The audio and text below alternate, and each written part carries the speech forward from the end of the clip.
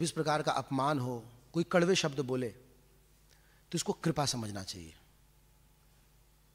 प्रत्युत्तर में उनसे बहस नहीं करना चाहिए, कोई फायदा नहीं है, क्योंकि एक कर्म बंधन जो है वो कट रहा है, और वो कट जाए तो अच्छा है। लेकिन अगर हमने बदले में जवाब दिया तो पुराना वाला तो कटा नहीं, नया वाला एक और ऐड हो जाएगा।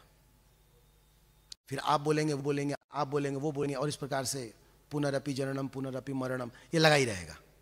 लेकिन अगर हम चुप रह गए, सह लिए, घूंट कुट्टी लिया और निकल गए आप, तो समझिए कि बच गए, आप भी बचे, वो भी बचे। तो इसका एक ही तरीका है कि हम बस भगवत सेवा में लग जाएं, प्रचार में लग जाएं, और उस व्यक्ति को धन्यवाद दें कि आपका बहुत बहुत धन्यवाद।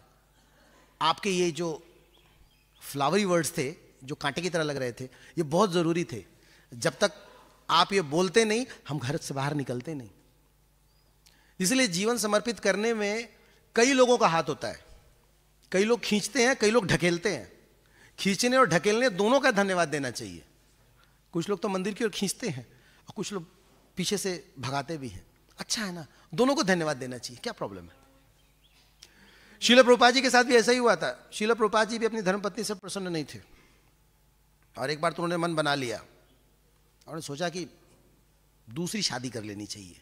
She is not at all supportive.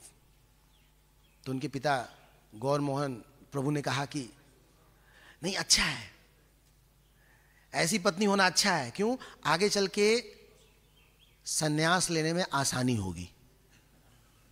अगर बहुत ज्यादा प्रेम करने वाली पत्नी हो जाए ना, तो फिर काफी समस्या हो जाती है, छोड़ना आसान नहीं होता। तो एक तरह से इसको कृपा समझनी चाहिए।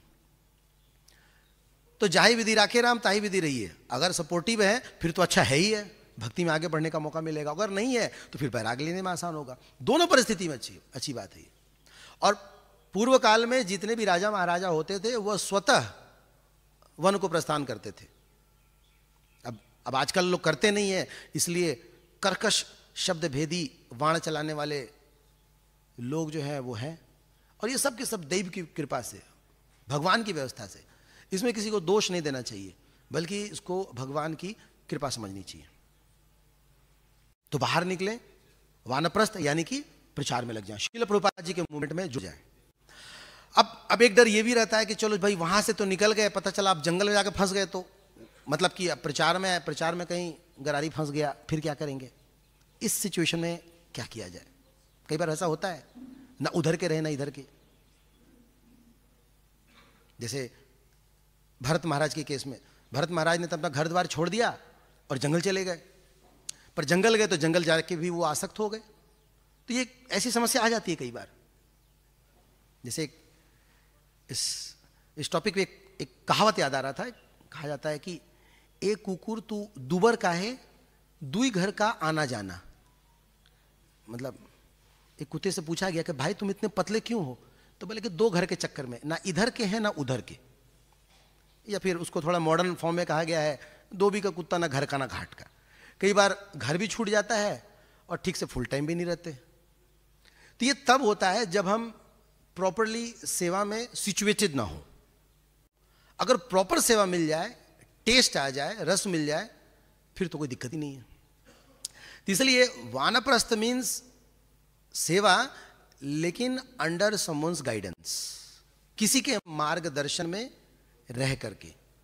नहीं तो फिर छोड़ने का कोई फायदा नहीं है। और जो बुरा घर पे लग रहा था, बुरा बाहर भी लगेगा। जो कड़वे शब्द आपको घर पे लग रहे थे, वो बाहर भी आपको कड़वे शब्द लगने लगेंगे। रेलिश नहीं कर पाएंगे। इसलिए आगे बढ़ने का मतलब है किन्हीं ना किन्हीं के मार्गदर्शन में। तो जब हम सेवा में आते हैं और किन्हीं के मार्गदर्शन में जब हम सेवा करते हैं, तब हमें धीरे धीरे भक्ति में टेस्ट मिलने लगता है। इंग्लिश में कहा जाता है, जब तक हम when we are materially frustrated then only our spiritual life begins. जब हम भौतिक रूप से उब गए हों, तभी समझिए कि आध्यात्मिक जीवन की शुरुआत हो सकती है। अगर किसी को लगता है कि हम होंगे कामयाब एक दिन, तो फिर गाते रहिए, टाइम लगेगा। फिर एक्चुअली ये जो हम होंगे कामयाब एक दिन जो भजन है, ये आध्यात्मिक जीवन के लिए है कि हम होंगे कामयाब एक दिन, मतलब एक दिन भगवत धाम प्राप्त होगा। मेटीरियल वर्ल्ड में फिट कर दिया जबरदस्ती इस गाने को। कहाँ होने वाले हैं? कब से गा रहे हैं लोग, हमने गाया, हमारे पुराने लोगों ने गाया, अभी के लोग भी गा रहे हैं, गाए जा रहे हैं, कुछ ना कोई कामयाबी नहीं मिल रही है। क्या कामयाबी है? एक्चुअली होंगे कामयाब मतलब कि भगवान के चरणों में प्रीति प्राप्त होगी। कब? जब हम भक्ति करेंगे, यानी कि सेवा करेंगे।